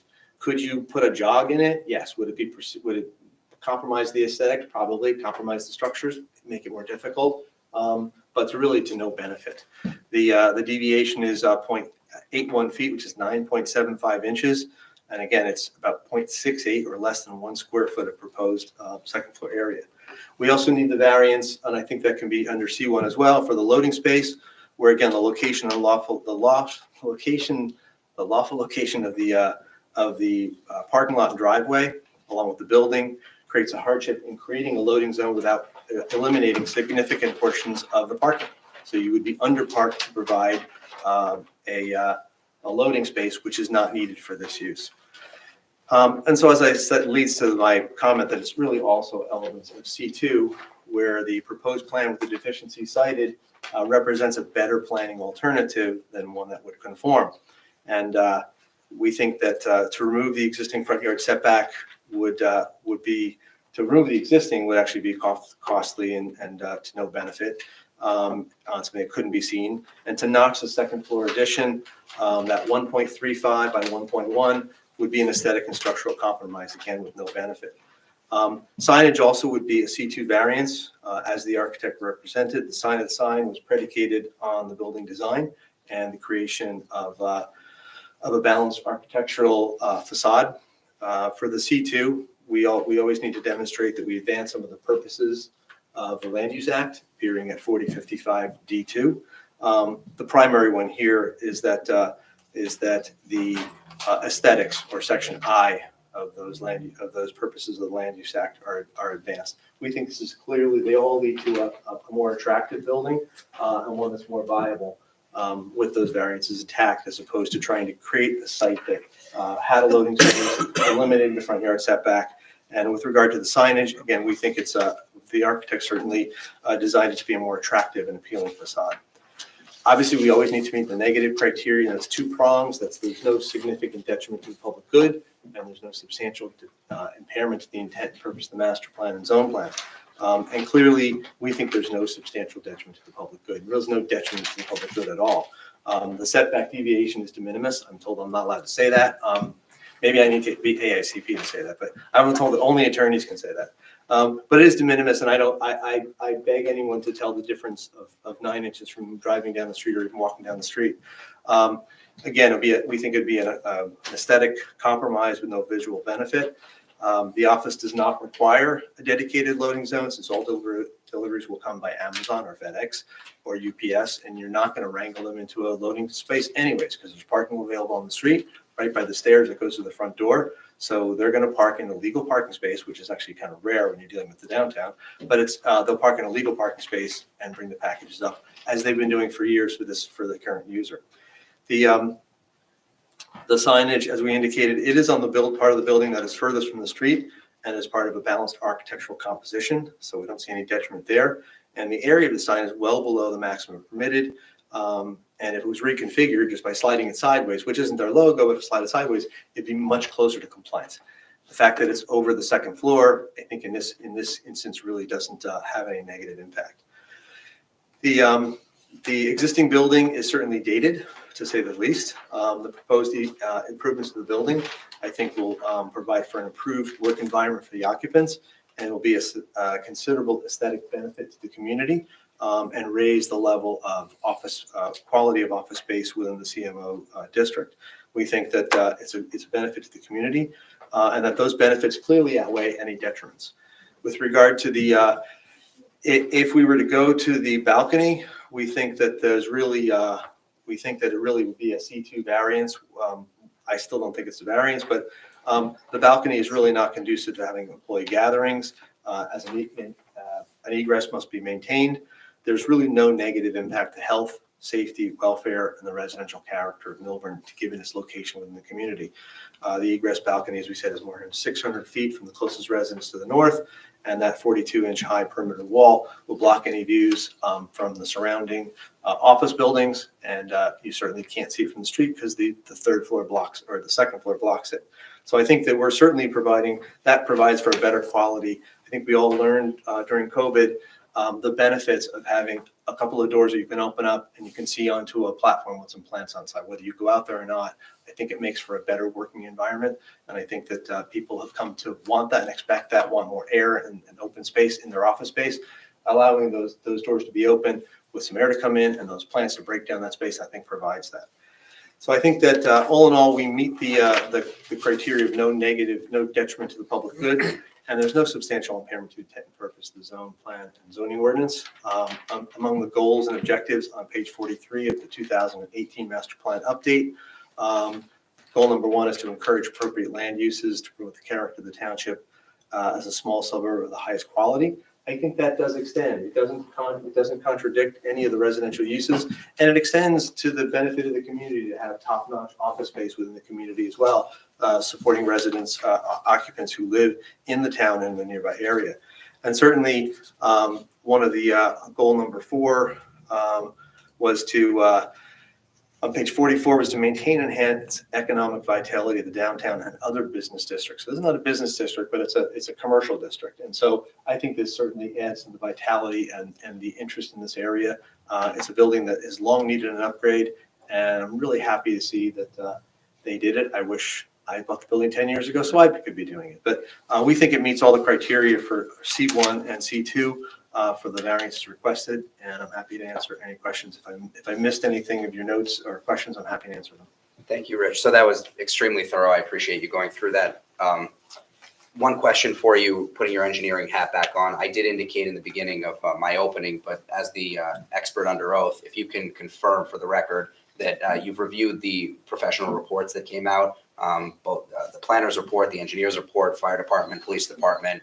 I think that was it, but that you have no issue as an engineer complying with all the comments that are therein. Yeah, with Ms. Callahan's report, there were 3 action items and 1 comment, and we certainly would agree to meet all of those action items. We think they were good points, repair and removal of some stone, which is actually kind of a dangerous condition between the sidewalk and the curb. We twist an ankle there, so that'll be restored back to lawn area. We'll replace the grate that's broken in the background, and we will replace the sidewalk across the full frontage. I think those are the 3 action items. With regard to Forestry, we know we need tree removal permits. I think Abilene already indicated you can meet all the fire department requirements for a Knox box and things like that. So I think that, and I don't think there were any, other than providing some testimony, I don't think there were any specific requirements from Graham, any modifications to the site plan. So I think we can meet all of your professional requirements outlined in the 5 professional reports. All right, thank you. All right, so Madam Chair, members of the board, that concludes my direct examination of Mr. Keller in both of his capacities. Thank you. Questions from the board for Mr. Keller? Start with Gaston and then David. Couple questions. Are you able to speak to a description of deliveries that do happen since we're granting the loading space variance? I saw a delivery last 2 weeks ago, and it was a UPS delivery through the front door. In my discussions, because we asked, so I don't know if this counts as hearsay because it was told to me and I'm a professional, but yeah, all of the deliveries that arrive at the site will continue to come through the front door and out the back. So there is adequate. There's street parking permitted on that side of the street. The Opportunity Project lately must be doing some work because they have some people parking in the street, but I've never seen more than 5 cars parked on the site, and I've never seen it where I couldn't get a parking spot in front of the building. So they will continue to happen. Again, since they're just an office building, their only deliveries besides the water that Mr. Bofford indicated will be normal office supplies that generally tend to come through FedEx or UPS or Amazon.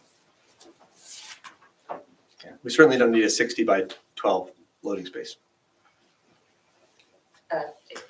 Yeah, thank you. A couple of questions first on the signage. It's, the plans indicated that the sign 2, which is the iron ore and then the logo, are going to be illuminated. How are they? Is it backlit? Is there going to be lights on the? I'll let Avelino talk to that since it was on his plan. So that will be internally illuminated, so backlit. Okay, and then while we have you here, that hours that's going to be lit up and then the brightness? I don't know what the brightness would be off the top of my head. We'd comply with any ordinance requirements you have with that regard. In terms of hours, I assume it's dusk to dawn.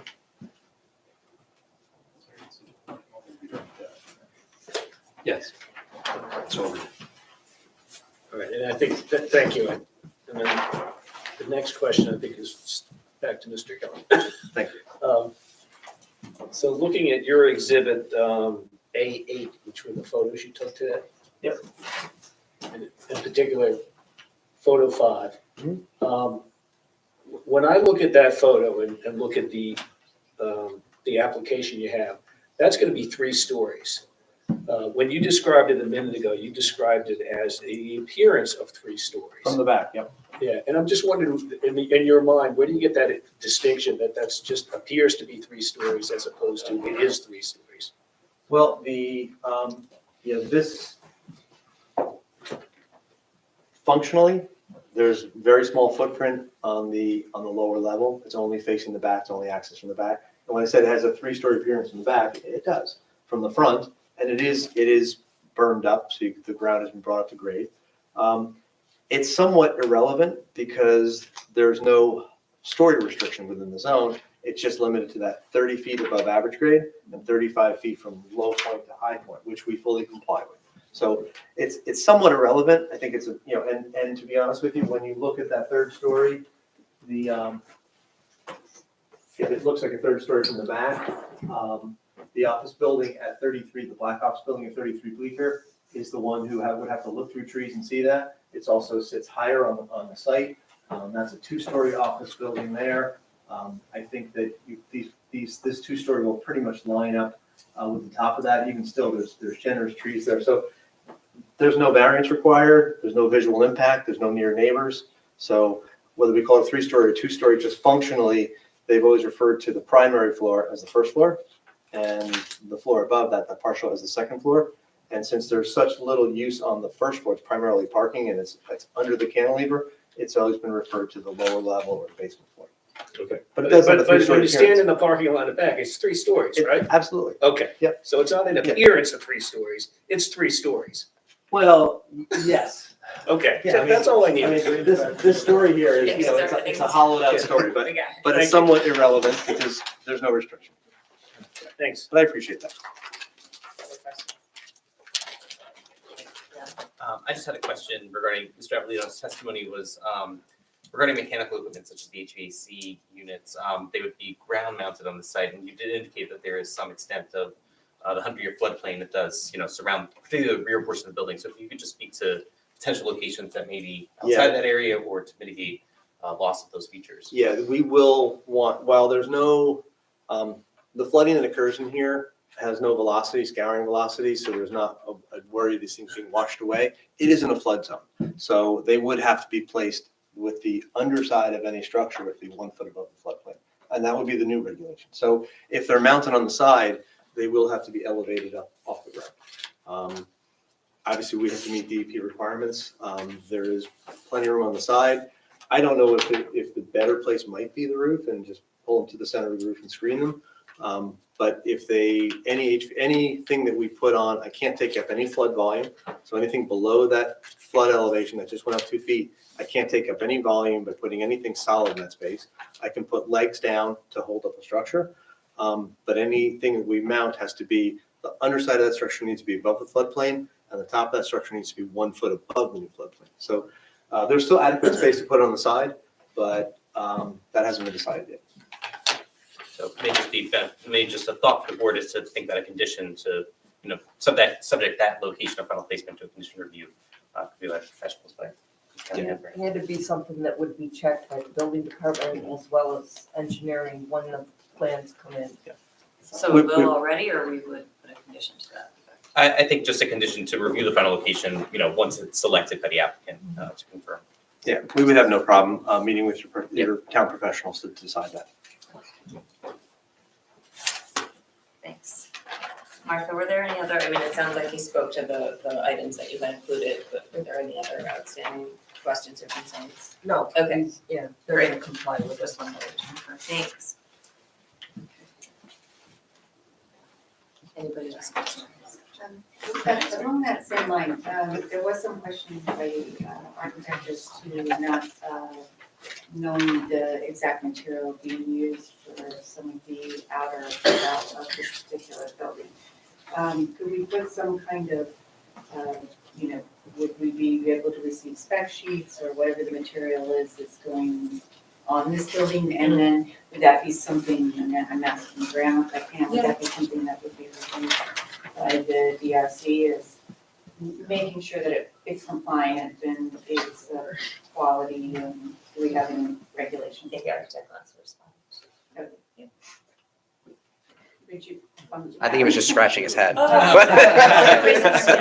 Yeah. If you weren't, no, I'm sorry. No, thought I guess you the other wanted thing I to would speak offer to is that, so the panel, it's a rain screen panel system. So the only thing is we just didn't know if it's a fiber cement or it's an aluminum panel, but it's a smooth finish panel as part of a rain screen system. There's a host of products out there that make these, but it's one of those. So it's a low maintenance, it's a high quality product. Would that be something that we would be allowed just to, if someone would be allowed to just review? Unfortunately, I've never seen Yeah, Ms. that Canfield, product. what we can do, Spec sheets or- we have to submit anyway for HVAC approval back to your professionals. So once that is ultimately selected, and I imagine it would be on the construction drawings It will, of anyways. course. So then we can certainly have them review as well and confirm that it meets the testimony that's been provided. Perfect, thank you. Sure, no problem. I actually have a general question. We had the introduction and all the testimony indicates this is just the continuation of the existing business. But if that were to change, that then would require, is that automatically the case? They would need to come back to the If it's a change of use. change So of if it's use. another So if it business that became is having the different same- kind of business or residential or something, Right. that would all have to come back. Right. Change of use only if it involves an increase to the parking requirement. That would be the only thing that triggered a change of use. Site plan approval. A change Of course, a change to another permitted use. If it was another permitted use, we'd only have to come back to the board if we generated more parking. So if it was an office to an office with the same. Right, but if it was office to residential or something like Residential's that, that would change the. That would actually parking likely be requirements. zoning board, I would Actually, imagine. I would Well, point it out, would come, Yeah. but it wouldn't just go, Without you know, Correct, it couldn't be correct. done without review. Not de facto. Correct. this whole, the entire CMO zone is in a floodplain, and residential, multifamily residential requires dry access. So the entire area is not available for multifamily housing. Okay, I'm not so sure about that. 'cause, you Yeah, know, we can talk offline about that if you'd like. Given our, you know, overlay zones, I'm not so sure about that, but okay. But Mr. Cohen, to your broader question, if it was going to be something that changed the class of use, it would likely require site plan approval by at least this board or the zoning board. And if it was going to result in an increase in any of the variance conditions or a new variance, it would certainly be back as well. You haven't really talked about anything sort of environmentally friendly or anything that's being attempted, sort of like green,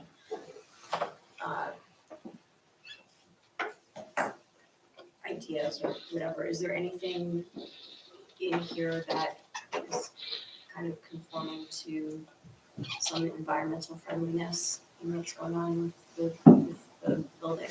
Well, certainly with regard to the building technology, I think the architect can answer, no or low VOC materials, that sort of thing. With regard to the site itself, we're somewhat restricted. We're already well under our allowable coverage. We're not changing that. We're not adding any coverage to the site. We are taking 2 trees down. We'll either need to replace them with the prescribed amount of trees. The applicant has actually done a fairly nice job of keeping the area landscaped. Buildings, the stairs will be replaced, the new railings will go in, that'll all happen. But there's no planned changes. We're not required to provide any detention, so there's no rain gardens proposed, there's none required. So it's really very little opportunity on the outside to do anything green other than we're not touching anything. So, but with regard to the construction, any of the HVAC systems being high efficiency, Energy Star compliant, that sort of things, whether the roof can be made, the roof that's on top can be made to be, an appropriate color to not gain heat. That's really architectural questions, but from a standpoint,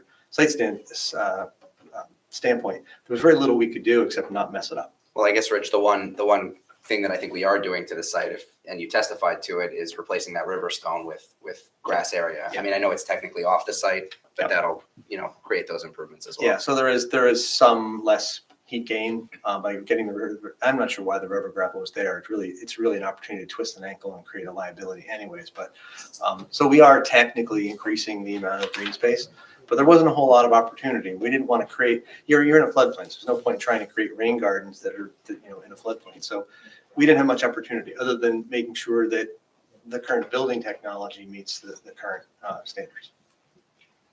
All right, and I believe the architect wanted to address that as well. Sure. So we're not complying with any like a LEED program or a program like that, in part because we're just not doing enough to the building to qualify for that sort of thing. But we do have an upgraded insulation package. We are doing a white roof to reduce our heat gain, and any of the new mechanical equipment will be high efficiency. As well as like low flow plumbing fixtures and things like that, but they're not categorized as a industry program. Okay, and in terms of demolition and that sort of thing? So all demolition materials will be recycled to the extent that they can be. Okay. Thank you. Good question. Not a question, but a comment. Okay. Sorry, I'm on the shower. But comment on the shower, just a thought. Instead of saying men and women, and the men get the shower. I just said the same thing. How come the ladies Keep don't? it gender neutral, and then everybody's happy. Anyway, just a thought. Thank you. Noted. Okay, Gaston, appreciate that. Other questions from the board? Questions from the public? Okay. All right. Oh, comments from the public. Right. Okay. All right. Eileen, there was a request for a waiver of the EIS, but it's my understanding that because it's a minor, there's no need for that. Is that correct? Yes. Thank you. So with that, if you'd like me to sum up very briefly. So first of all, I want to take the opportunity to thank the board for its time here this evening. I know we're already in the holiday season, but I certainly appreciate you bearing with us. At the risk, I will certainly not speak longer than Mr. Keller. That may be a first whereby he covered everything I needed him to cover without much follow-up. But I do just want to say that obviously this site has existed as it's existed for quite some time. This building is an older building that's been there. It's certainly, I think you've seen from the pictures, I think everybody who lives in the township and has driven by has probably commented, at least to themselves, that this is something that could use a little bit of a facelift, so to speak. I think that the project we're proposing, while the driver behind it is obviously to add a little bit of space for the tenant for the owner and the tenant that's there, he's taken the opportunity to turn it into something that's quite nice and that will hopefully live on this site for many years to come. You've heard testimony with respect, obviously, to the variances we're seeking. So I misspoke at the beginning when I thought it was 3. In fact, it's certainly 4 because there are those 2 signage variances, one for the height of the sign itself and the other for the location being above the floor of the second floor. Then obviously we have the existing nonconformities with respect to the front yard setback that is being carried upwards and the lack of loading space that we are continuing to lack.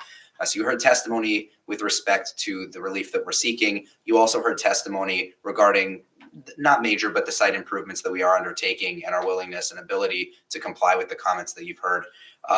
So I do have the conditions listed. I believe Ms. Canfield had the one regarding that the materials be reviewed by your board professionals. We certainly take no exception to that. And then the other one, and I forget who brought it up, but that was the HVAC location, ultimately, again, be reviewed by your professionals and confirm that it is appropriate and compliant. We do take no exception to those conditions. I think you also heard testimony just generally regarding that walkout space and how it is our position. And you heard from our planner that we do fall, in his opinion, under that exception, thereby making it an open air courtyard and meeting that language. And while even if not, the ability to practically utilize it as anything more than somebody walking out and perhaps talking on their cell phone or anything like that, due to the fact that it needs to remain a fire code compliant egress, which is its main purpose and would practically result in the inability to put out furniture there. Nevertheless, we believe we comply, but if not, I think you heard testimony that there would be no substantial detriment to the public and certainly no substantial impairment to the intent of your ordinance there. So with that, again, I appreciate the board's comments and questions and bearing with us this evening. I thank you for your time, and I would respectfully request that our application be granted with the conditions stipulated. Okay, board discussion. I have a question there, maybe to the board. Can anybody think of any signs that would be similar to this one in town where it's about 5 feet above second floor? Or is this gonna be the only sign in town like that? So across the way is the storage space, what's the word for it? Like the Self-storage. Self-storage, thank you. They also require that. And they required a variance too, and their signs are bright and loud, and this is, I think, much more toned down version of Architectural that. features, well, So, but I did a drive-by and was like, oh yeah, I remember that application, so. And I believe it faces sort of away from, it does face away from the residential area. I don't even think there's anything across the street. There's like a manufacturing or something a little bit to the left. But, Yeah, the sign on the building that's on the corner of Willow and Bleecker, it's also very large font. Maybe you can find it, but it's just like a lot of words, but this is a smaller quantity. So I don't know, I thought it had architectural merit, I liked it. But that's my personal opinion. So I think I've heard a few different thoughts in terms of that balcony. You know, I think Michael raised the point of like, do we really need to be overly prescriptive in saying what you can and cannot? If you ask the question, would you want to impose a condition? So I don't know what the temperature of folks, they could just let them use it as the egress, as noted in the application. Before we get to that, or as part of that, I think a decision has to be made as to whether this either qualifies or does not qualify. I believe the planner, and I don't want to put words in his mouth, based upon his report, it appeared to me that his view was that this is prohibited under the ordinance and you need a variance for it. Now, But the perhaps, exception. Well, Yeah, and perhaps the testimony now has clarified something, so I'd like to know what his view is, and then the board can either accept that view or reject that view. And then, depending upon what they do with that, then determine whether it needs to be conditions. Sure, so, so we're referring to, it's comment E, from our planning report. And the second half of that comment says, to satisfy the intent of this provision, the proposed courtyard space must not be used as an amenity space for the employees. And I think that the testimony of Mr. Keller in particular about the need for 8 feet clear of the egress space, but the space being 10 feet in width, indicated that, furniture cannot be placed in this location to maintain free flow in the event of an emergency egress. So, it can't really be used as a break area or, space for employees to sit and spend time on the space. And completely screened by exterior walls, I think the testimony that these are opaque and solid walls, I think indicates that there's effective screening and that this is enclosed by building walls. So I think the testimony does support compliance with the exemption provision as presented within the rooftop amenity ordinance. Okay, so such that a variance would not be required. Such that a variance would not be required in this case. I would sort of, in addition to that, I just think when you look at the intent of the statute, which is clearly stated in the ordinance, that it's more to protect the residential neighborhood, and there's no residence. Right. Yeah, which Mr. Keller also cited in the distances to the South Mountain Residential District. Which I have. If Dan bears what you say, 450? 600. 640. Okay, so I'm probably 680 or so on his neighbor. So So to that point, I don't think we need to address That's that or right. include that as a variance, it correct. sounds like, if we agree with our plan. Correct. Great. But all their testimony then goes into that report, so Yeah, so then they've that's said great. all that, if all of a sudden that changes, we have a way to go back and. Could enforce deal it. with that, right? Okay. Would anyone like to take action on this application? I make a motion to approve. I'll second that. Conditions as Everything submitted. zero. I'll second. Shane, second. You were all here. I thought it said COVID parking, it said covered parking. I hope not. Corey Miller, Yes. Allison Campfield, Yes. Michael Cohen, Yes. Deborah Nevis, Yes. Sujata Shan, Yes. Srini Vijay, Yes. David Cosgrove. Yes. Gaston Halbert, Yes. Beth Zoll. Yes, I realized we forgot to mention the shower, but hopefully the whole room is us. All right, well, thank you, everybody, for your time this Thank you. evening. Happy holidays and Happy New Year. Before we break, do you want to just mention what was in front of us? For the open space Yeah. plan? And just as a follow-up from the Yeah, last meeting? Yep. Good evening all, Grant Pedok, Board Planner and Township Planner. So Ms. Davitt provided you all with a hard copy of the open space element of the master plan. A draft was circulated to you all by email last week as well. I'm working with Township Administration to have this document also concurrently posted on the Township website now for public review. And as we had discussed at the previous meeting, we'll be having an introductory presentation on the document at a scheduled meeting in January. I don't believe it would be at the first meeting, perhaps the second meeting, and then anticipating adoption at a meeting of the board in February. There's to be 2 meetings. I know you haven't adopted your calendar for the year yet. Just wanted to mention that you all have now the hard copy draft for your review. If anyone has any initial questions, I did receive, Mr. Cosgrove, your email with a couple of different notes, and I will follow up with you. So Okay. thank you. Is this posted on the town website now? It so is the public not can see yet, it? so I'm working on that the next 2 days to get that out there. So Thanks very much. before folks go for the holiday. Okay. And when All they right. post it, will they be sending out some kind of email so that people know it's been posted? I've spoken to the business administrator. I believe that there is going to be some communication, but that I will impress upon that it should happen. So I will carry that message forward from the board. So yes. And it might not be relevant for now, but I noticed that on here, one of the sports facilities or fields was the sports academy. Is that still in business? It is not. That facility has been closed. Another due question. Great, thank you all. Thank you. Oh, this is as the concluding meeting of 2023. Before we go, No. can I add, I just a general Yeah, go comment. ahead. I had a couple of weeks to think about it, but I have been thinking about our closed session meeting the other day, and it was very enlightening and I think well worth it.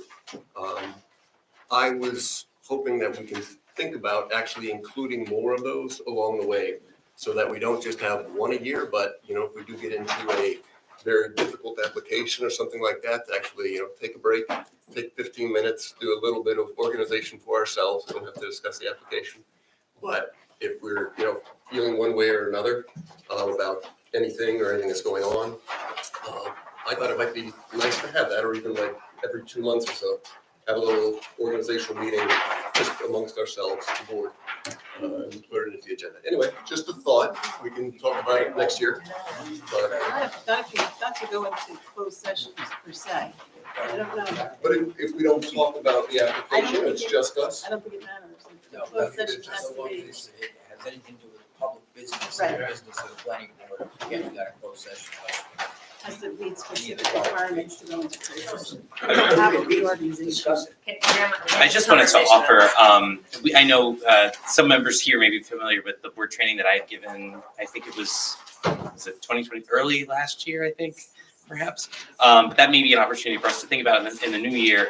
I've given a land use board training that just kind of orients this board as to what your scope is, purview, kind of how the relationship is with the other boards, the other land use boards in the township. So that might support some of what you're, just give the board some direction, kind of a little bit of who's on first. Yeah. I think it's okay what we want to do, but Right. or what I. Yeah, so that's just a suggestion that we can look at in the new year. So just want to talk about that. Okay, so all that said, thank you for a great year. Health, happiness, and cheers to the new year. I move to adjourn the meeting. Is there a second? All in favor?